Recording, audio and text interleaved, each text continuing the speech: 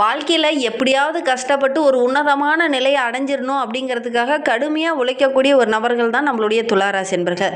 தன்னுடைய தேவையை பூர்த்தி செய்யணும், நம்ம கொஞ்சம் ஆடம்பரமாக வாழணும், அதே மாதிரி தேவையற்ற விஷயங்களில் நம்ம அதிகம் தலையிடக்கூடாது, அதிலேருந்து கொஞ்சம் விலகி நிற்கணும்.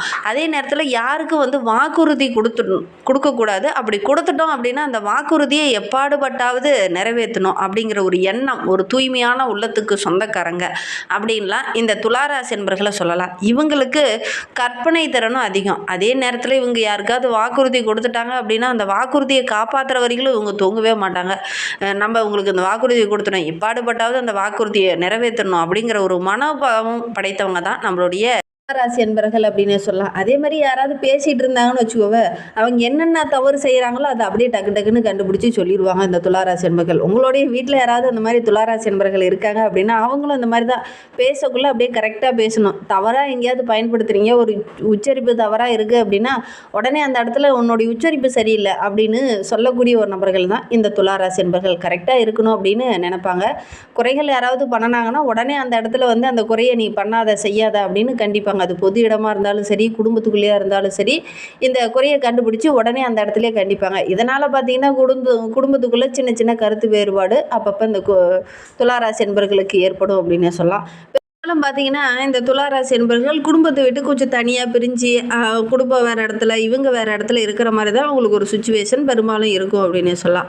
ஆனால் இவங்க வாழ்க்கையை எப்படி வாழணும்னா நல்ல ஒரு சுகபோகமான வாழ்க்கையை வாழணும் அப்படின்னு தான் ஆசைப்படுவாங்க. நல்ல ஆடை ஆபரணங்கள் வாங்குறது, நல்ல ஒரு நீட்டாக இருக்கணும், குடிசை வீடாக இருந்தாலும் அதை நீட்டாக இருக்கணும் அப்படின்னு கரெக்டாக மெயின்டைன் பண்ணணும் அப்படின்னு எதிர்பார்ப்பாங்க இந்த துளாராசி என்பர்கள் அப்படின்னு சொல்லலாம். தவறான நெறிகளோடு யாராவது பேசுகிறாங்க பழகிறாங்கன்னா அதே இடத்துல கண்டிக்கக்கூடியவங்களாகவும் இந்த துளாராசி என்பர்கள் இருப்பாங்க. ஏன்னா உங்களுடைய ராசி சின்னமே பார்த்தீங்கன்னா தராசு எப்படி கரெக்டாக நீதியை நிலைநாட்டுதோ அதே மாதிரி தான் இவங்களும் எல்லா இடத்துலையும் நீதியை நிலைநாட்டணும்னு எதிர்பார்ப்பாங்க. ஏன்னா இவங்க ராசியில் தான் சனி பகவானும் உச்சம் பெறார். அதனால் எல்லா இடத்துலையுமே ரொம்ப நீதிமான்களாக இருப்பாங்க இந்த துளாராசி என்பர்கள் இருப்பாங்க அப்படின்னு சொல்லலாம். மக்கள் மத்தியில் இவங்களுக்குன்னு தனி ஒரு மதிப்பு மரியாதை இதெல்லாம் இருக்கும். எப்போவுமே கரெக்டான நேரத்தை மெயின்டைன் பண்ணக்கூடியவங்க, கரெக்டான டைமில் அதை செய்யணும் அப்படின்னு எதிர்பார்ப்பாங்க. அதுவும் இந்த டைமை கரெக்டாக மெயின்டைன் பண்ணக்கூடிய ஒரு நபர்களும் நம்மளுடைய துளாராசி என்பர்கள் தான். நேரம் பார்த்து கச்சிதமாக காரியங்கள் நடத்தக்கூடியவங்களும் நம்மளுடைய துளாராசி என்பர்கள் தான் அப்படின்னு சொல்லலாம். அதே நேரத்தில் இந்த ராசிக்காரங்க தெய்வ நம்பிக்கை அதிகம், அதோடு கூட தன்னுடைய உழைப்பின் மீது நம்பிக்கை அதிகம் உள்ள ஒரு நபர்கள் தான் நம்மளுடைய துளாராசி என்பர்கள் அப்படின்னே சொல்லலாம். இவங்களுக்கு பெரும்பாலும் கரெக்டாக எல்லா விஷயத்தையும் செய்யணும் அப்படின்னு எதிர்பார்ப்பாங்க. நல்ல ஒரு குறிக்கோளுடைய ராசி இந்த துளாராசி அப்படின்னே சொல்லலாம். நல்ல ஒரு செல்வந்தர் ஆகணும், ஊருக்கு மத்தியில் நல்ல ஒரு பாராட்டு பெறணும் அப்படிங்கிற ஒரு எண்ணம் உடையவங்க தான் இந்த துளாராசி என்பர்கள். வாழ்க்கையில் சின்ன ஏற்றத்தாழ்வுகள் இவங்களுடைய வாழ்க்கையில் இருந்துக்கிட்டே இருக்கும். அது தொழிலையும் சரி, வியாபாரத்துலேயும் சரி, குடும்ப வாழ்க்கையிலையும் சரி, எப்பவுமே ஒரே மாதிரி சீராவோ அல்லது ஒரே மாதிரி மேலேயோவும் போகாது. எப்பவுமே கொஞ்சம் ஏற்ற இறக்கங்கள் இருந்துக்கிட்டே இருக்கும். தராசு மாதிரி எந்நேரம் கொஞ்சம் ஆடிக்கிட்டே இருக்கு இல்லையா, அந்த மாதிரி இவங்களும் கொஞ்சம் ஏறி இறங்கிக்கிட்டே இருப்பாங்க. எப்பவும் ரொம்ப கீழேயும் போக மாட்டாங்க, ரொம்ப மேலேயும் போக மாட்டாங்க, ஒரே மாதிரி இருக்குவாங்க இந்த துளாராசி என்பர்கள் அப்படின்னு சொல்லலாம். சரி, இவங்களுக்கு வருகின்ற நாட்கள் எப்படி இருக்குது, வருகின்ற நாட்களுடைய கிரக அமைப்புகள் எப்படி இருக்குது அப்படிங்கிறத தொடர்ந்து பார்க்கலாம். நீங்கள் இப்போ தான் ஃபஸ்ட் டைம் நம்ம சேனலை பார்க்குறதா இருந்தால் நம்ம சேனலை சப்ஸ்கிரைப் பண்ணிவிட்டு கூடவே இருக்கிற பெல் ஐகானையும் கிளிக் பண்ணிக்கோங்க. அப்போ தான் நாங்கள் போடுற ஒவ்வொரு வீடியோவுமே உங்களுக்கு நோட்டிஃபிகேஷனாக வரும். நீங்கள் துளாராசி அன்பராக இருந்தால் மறக்காமல் நம்மளுடைய சேனலுக்கு ஒரு லைக் கொடுத்துட்டு உங்களுடைய உறவுகள் வகையில் நண்பர்கள் வகையில் யாராவது துளாராசி அன்பர்கள் இருக்காங்க அப்படின்னா மறக்காமல் இந்த வீடியோவை அவங்களுக்கும் ஷேர் பண்ணிவிடுங்க. துளாராசியில் நீங்கள் எந்த நட்சத்திரத்தில் பிறந்தீங்க, உங்களுடைய இஷ்ட தெய்வ பெயர் என்ன, உங்களுடைய குலதெய்வ பெயர் என்ன அப்படிங்கிறத மறக்காமல் எங்களுடைய கமெண்ட் பாக்ஸில் தெரிவிங்க. உங்களுக்கு ஜோதிட ரீதியாக ஏதாவது சந்தேகம் இருக்குது, ஜோதிடர்கிட்ட ஏதாவது ஆலோசனை வேணும் அப்படின்னா டிஸ்கிரிப்ஷனில் ஜோதிடரோட வாட்ஸ்அப் நம்பர் கொடுக்கப்பட்டிருக்கு. அந்த நம்பருக்கு கால் பண்ணி முன்பதிவு செஞ்சுக்கோங்க. உங்களுடைய சந்தேகங்களுக்கு நல்ல ஒரு தீர்வு கிடைக்கும். இந்த துளாராசி என்பர்களை பொறுத்தவரைக்கும் வருகின்ற நாட்களில் ஒரு சில மாற்றங்களை நீங்கள் சந்திக்க இருக்கீங்க. அது என்ன மாதிரி மாற்றம் அப்படின்னு பார்த்தீங்கன்னா, உங்களுடைய தொழிலில் ஒரு வியாபாரத்தில் கண்டிப்பாக ஒரு மாற்றம் நிகழ இருக்குது. அது என்ன மாற்றம், அதுவும் ஜூன் 15க்கு அப்புறம் கட்டாயம் இது உங்களுக்கு நடக்கும். அதை பார்க்கலாம் வாங்க விளக்கமாக. துலா ராசி என்பர்களுக்கு வருகின்ற நாட்கள் குறிப்பாக இந்த ஜூன் மாதத்தில் ஒரு சில மாற்றங்கள் நிகழ இருக்குது. அது என்ன மாற்றம்னா, கலஸ்திரஸ்தானத்தில் செவ்வாய் இருக்கிறார். அதே நேரத்தில் அஷ்டமஸ்தானத்தில் சூரியனும், பாக்கியஸ்தானத்தில் புதன் சுக்கிரனும், தொழில் ஸ்தானத்தில் குரு பகவானும், லாபஸ்தானத்தில் கேதுவும், தன வாக்கு குடும்பஸ்தானத்தில் சந்திரனும், பஞ்சமஸ்தானத்தில் ராகுவும், ருண ரோகஸ்தானத்தில் சனி பகவானும், இந்த மாதிரி கிரக அமைப்புகள் நம்மளுடைய துளாராசி என்பர்களுக்கு இந்த காலகட்டத்தில் அமைந்திருக்கு. இதனால் இவங்களுடைய தொழிலில் ஒரு மாற்றம் நிகழ இருக்கு. இந்த தொழிலில் என்ன மாற்றம் அப்படின்னு பார்த்தீங்கன்னா, நம்மளுடைய குரு பகவான் தொழில் ஸ்தானத்தில் ராஜயோகம் பெற்று அமர்ந்திருக்கிறார். 10ஆம் இடத்துல வந்து அமர்ந்திருக்கிறார். குரு பகவான் 10ஆம் இடத்துல துளாராசிக்கு அமரும்போது குறிப்பாக அந்தஸ்தில் ஒரு சில மாற்றங்கள் நிகழும். குறிப்பாக சமுதாயத்தில் ஒரு கௌரவம் அந்தஸ்து இது கிடைத்தாலும் கூட தொழிலில் ஒரு சிலருக்கு பதவியில் சின்ன சின்ன இடைஞ்சல்கள், சின்ன சின்ன தடுமாற்றங்கள் வரத்துக்கான ஒரு சூழ்நிலை பெரும்பாலும் இந்த துளாராசி என்பர்களுக்கு அமையும். ஏன்னா 10ஆம் இடத்துல குரு பகவான் வந்து அமரும்போது தொழிலில் சின்ன சின்ன இடைஞ்சல்கள் உங்களுக்கு வரும் அப்படின்னே சொல்லலாம். எதிரிகளால் தொல்லை, வேலையில் பார்த்திங்கன்னா மேலதிகாரியால் சின்ன சின்ன இடைஞ்சல்கள், இதெல்லாம் கொஞ்சம் வரத்துக்கான சூழ்நிலை இருக்குது அப்படின்னு சொல்லலாம். கடந்த வருடங்களில் பார்த்திங்கன்னா 9ஆம் வீட்டில் அமர்ந்து நிறைய அதிர்ஷ்டத்தை குரு பகவான் உங்களுக்கு வழங்கியிருப்பார்.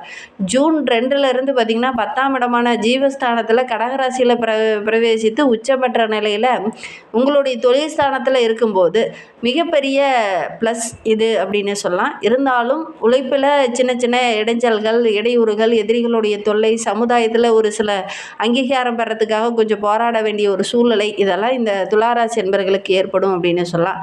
தொழில் ஸ்தானத்தில் குரு பகவானும் அவரோடு சுக்கிரனும் இணையும் போது ஓரளவுக்கு சாதகமான பலன் கிடைக்கும். ஏன்னா உங்களுடைய ராசிநாதன் சுக்கிரனும் இணையும் போது ஓரளவுக்கு ஒரு உன்னதமான நிலையை அடையக்கூடிய யோகம் இருக்குது.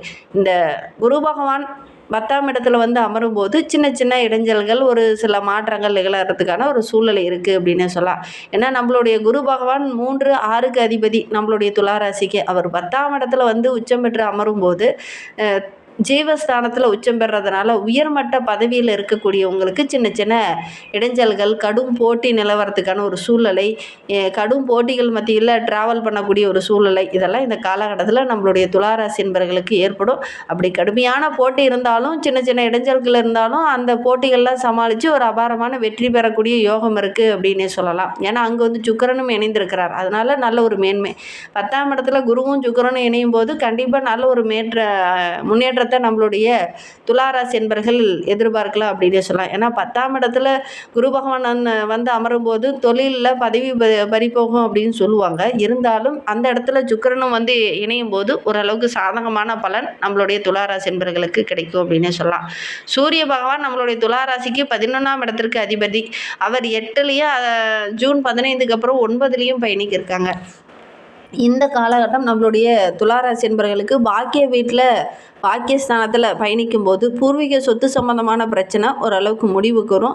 பூர்வீக சொத்து மூலிமா ஏதாவது லாபமோ அதன் மூலிமா நல்ல ஒரு மேன்மையோ கிடைக்கக்கூடிய யோகம் இருக்குது.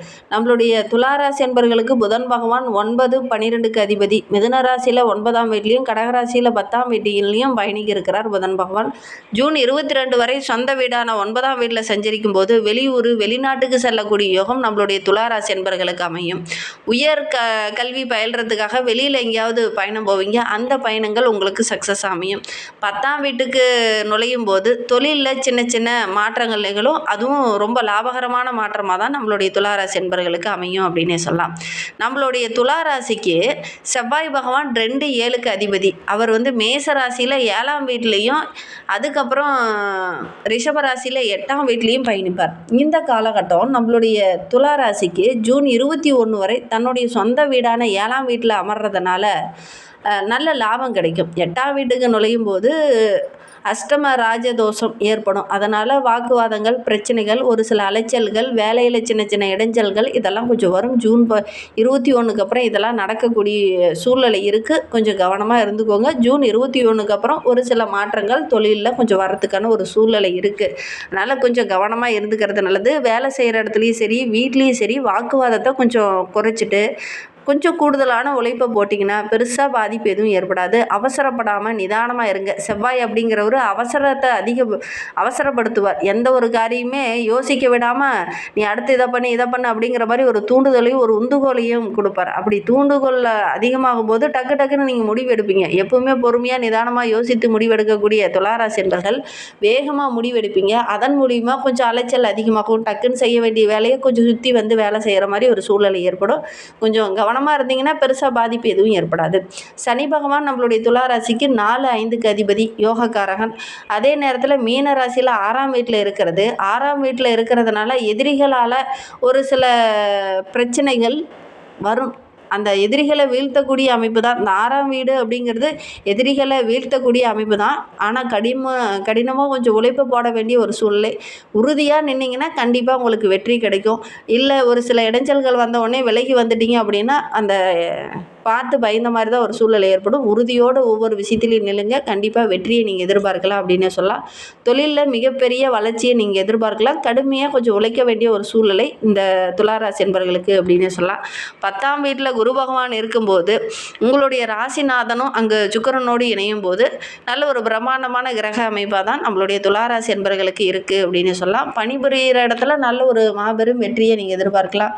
மேலதிகாரியால் ஒரு சில இடைஞ்சல்கள் வரும். அதே நேரத்தில் நீங்கள் திறமையாக செயல்பட்டீங்க அப்படின்னா அவரே வியந்து பார்க்குற அளவுக்கு உங்களுடைய செயல்பாடுகள் எல்லாமே இருக்கும் அப்படின்னு சொல்லலாம். ஊதிய உயர்வுக்காக ஒரு சிலர் இன்க்ரிமெண்ட்டுக்காக ஒரு சிலர் விருப்பமில்லாமல் இடமாற்றங்கள்லாம் இந்த காலகட்டத்தில் கொஞ்சம் நடக்கக்கூடிய சூழ்நிலை இருக்குது. யோகக்காரகன் என்று சொல்லக்கூடிய சனி பகவான் 6ஆம் வீட்டில் வலுவான இடத்துல இருக்கிறதுனால உத்தியோகத்தில் எவ்வளோ பெரிய பிரச்சனை வந்தாலும் எவ்வளோ பெரிய எதிரிகளுடைய தொல்லை இருந்தாலும் அதை கரெக்டாக மெயின்டைன் பண்ணி உங்களுடைய ஆளுமையாக கரெக்டாக கொண்டுட்டு போவீங்க. பின்வாங்க மாட்டீங்க. விடாமுயற்சியோடு இறங்குவீங்க. ஓரளவுக்கு லாபத்தை சம்பாதிக்கக்கூடிய ஒரு யோகமான கிரக அமைப்பு நம்மளுடைய துளாராசிக்கு அப்படின்னு சொல்லலாம். ஏன்னா லாபாதிபதி என்று சொல்லக்கூடிய சூரியனும் 9ஆம் இடமான பாக்கியஸ்தானத்துக்குள்ள பிரவேசிக்கிறதுனால உங்களுடைய முயற்சி எல்லாமே வெற்றியாகும். மற்றவங்களும் உங்களுக்கு ஆதரவாக இருப்பாங்க. புதுசாக ஒரு சிலர்லாம் வேலை தேடிட்டு இருப்பீங்க. அவங்களுக்கெல்லாம் பார்த்தீங்கன்னா பன்னாட்டு நிறுவனத்திலிருந்தே ஒரு சிலருக்கு வேலை கிடைக்கக்கூடிய யோகம் இருக்குது. முயற்சி பண்ணி உங்களுடைய துளாராசிக்கு செவ்வாய் பகவான் வந்து ஜூன் 21லேருந்து 8ஆம் இடத்துல நுழையிறதுனால குடும்பத்துக்குள்ளே சின்ன சின்ன பிரச்சனைகள், வண்டி வாகனத்தினால சின்ன சின்ன பிரச்சனைகள்லாம் வரும். அதனால் செவ்வாய்க்கிழமை தோறும் முருகப்பெருமானாக வழிபட்டுடுவாங்க. ஒரு நெய் தீபம் போட்டு வழிபட்டுடுவாங்க. நீங்கள் எடுக்கிற காரியங்கள் எல்லாமே வெற்றியாகும். உங்களுடைய ராசி அதிபதி சுக்கிரன் என்பதனால மகாலட்சுமி தாயாரை வெள்ளிக்கிழமை தோறும் வழிபட்டு